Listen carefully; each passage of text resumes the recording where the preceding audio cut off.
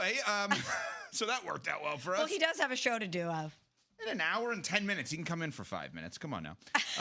So we do have Game 4 of the NBA Finals tonight. And one thing that I didn't see personally coming was Jayson Tatum talking about winning title number 2 before he wins title number 1. Here is Tatum yesterday meeting with the media. Obviously, it'd be cool enough to hang an 18th banner. I get that's the bigger thing. But there's never been a Celtic team ever with a better playoff record than what you guys have to this point. The 86 team went 82-18. You guys could be 2 games away from that as like the second best Celtic team ever in terms of record. How much more would that add to it when you think of all that this franchise has done? You guys could be at the top of a whole lot of lists in that record book. I didn't know that. That would be really cool. But you guys probably would say we didn't play anybody to get here, so we just have to do it again next year.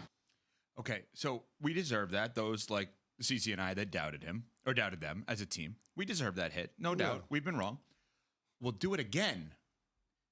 They didn't do it the first time yet. Is this bad juju to do it this way? No. No. I mean, teams that are up 3-0 in the NBA Finals are 156-0. Yeah. So this series is over.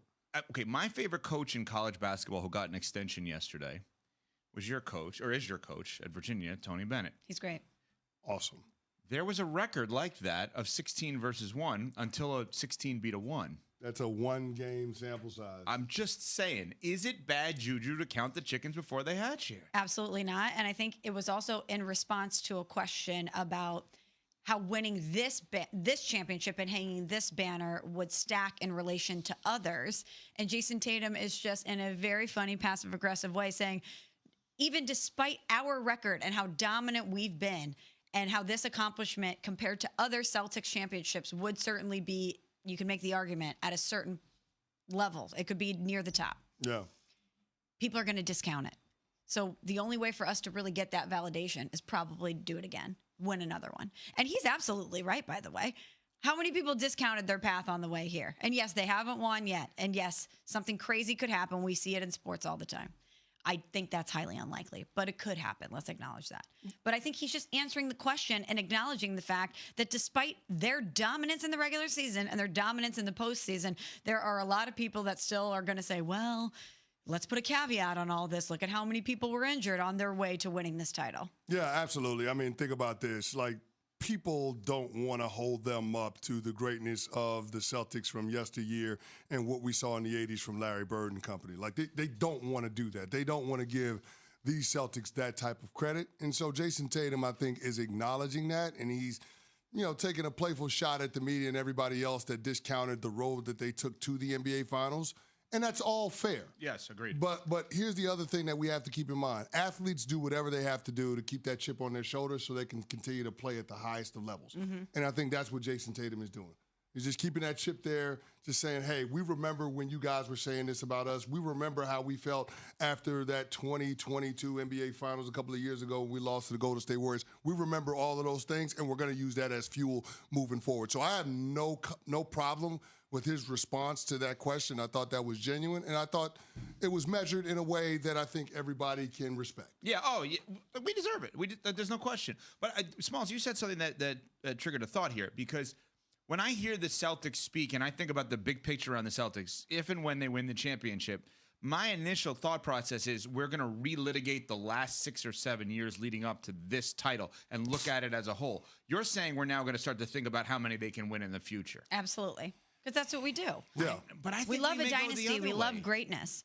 No, I think we're going to say Jayson Tatum's 26. Look at Jaylen Brown's 27. I was going to say Jaylen Brown, I think, is 26 or 27. They have a lot of runway left to still try to win more. And now that they've gotten over that hump and that dam has been broken through, why do we think that they can't continue to do it? I'm not saying they can't. As a matter of fact, it's not about whether they continue to do it. It's like we'll be disappointed if they don't do it. Bingo. I think that's the part there where Jayson Tatum acknowledges that they're in an impossible situation, because now everybody is going to compare them to the 80s Celtics and those guys that had, three championships during that decade? So that's what we're going to go back to, and we're going to say, well, look at the Eastern Conference. Look at how you guys, Carlin did work together.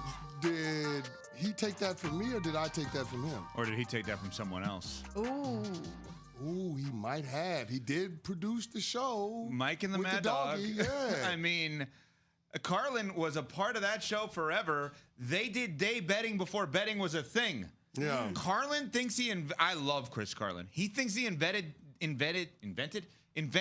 betting. Get it out, Ev. Get it out. He thinks he invented day betting.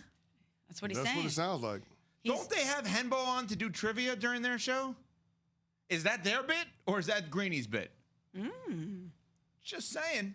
Just saying. So speaking of, in the interest of day betting, I feel like we need to get involved with day betting now, since Chris Carlin thinks we're stealing it from I him. just think we should do their entire show right now. Do Their every entire segment show? that they have. So give the day bet. Do I have a vest back there that I could put on?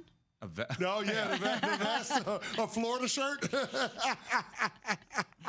I like it. There you go. Oh, the Payne Stewart knickers, maybe? I don't know. So day betting alert. We're gonna go with the U.S. Open. Day betting alert. Yeah, let's get it going. Rory McIlroy had a hell of a time. He's sitting atop the leaderboard with Patrick Cantlay. He tees off at 7:30. Want to get your second round in as early as possible because it's going to be hot as hell in Pinehurst. If you don't know about North Carolina in June, especially central North Carolina, gets pretty damn hot. So you want to get on the course as early as you possibly can. He tees off at 7:29 yesterday's round, last round he had at the U.S. Open. You're talking about this guy having 5 birdies, no bogeys. So I'm thinking that Rory McIlroy has a pretty good feel. He's got a different approach to majors. We know he hasn't won a major in a really long time, not as amped up, not as hyped up. So I'm thinking Rory McIlroy has the lowest round in the second day of the U.S. Open, and that bet pays out at plus 1,700. Even Greeny likes it. That's why he was waving. Yep. This wave bit is becoming a fascinating thing. Makes my morning every morning now. So just to take people back in time as we're day betting here, of course, Carlin versus Joe, the first people ever on radio to day bet. Although I guess Carlin could say he invented it for Mike and the Mad Dog now that I think about it. So that may have backfired on me. I just realized this. But anyway, so the other day, Smalls walks by the conference room, the glass conference room, does the big wave to Greeny. Greeny doesn't even look up. We talked about it on our show. It was all over social at Unsports ESPN. So every single day now that Greeny is done with the Get Up meeting, he comes over here across the way and just waves, gives the massive wave every day to all, really to Smalls, but we all wave back as well. Yeah. The big wave. It's now just a thing. a good morning salutation. There you go. But Greeny. I did the We wave see you. in. I did the wave in, and he walked away.